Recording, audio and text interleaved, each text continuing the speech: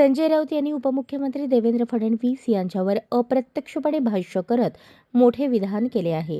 महाराष्ट्राच्या तिजोरीची लूट फडणवीसांनी रोखली असे सांगत त्यांनी राज्यातील आर्थिक कारभारावर प्रकाश टाकला. यावरून राजकीय वर्तुळात चर्चेला उधाण आले असून फडणवीस समर्थकांनी या विधानाचे स्वागत केले आहे, तर विरोधकांनी टीका केली आहे. राज्याच्या आर्थिक स्थितीवर आणि आगामी निवडणुकांवर याचा काय परिणाम होईल हे पाहणे महत्त्वाचे ठरेल.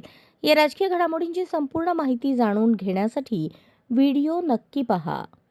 महाराष्ट्राला गेल्या 2.5-3 वर्षामध्ये जे घटनाबाह्य सरकार होतं त्या काळामध्ये महाराष्ट्रात आर्थिक अराजक माजवलं गेलं.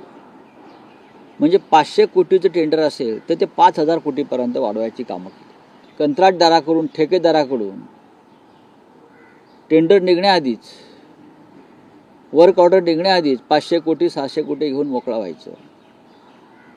अशा सगळ्या कामांना देवेंद्र भाऊ फडणवीस यांनी स्थगिती दिल्याचं आम्हाला समजलं. ही सुद्धा लूट महाराष्ट्राच्या तिजोरीची त्यांनी रोखलेली आहे.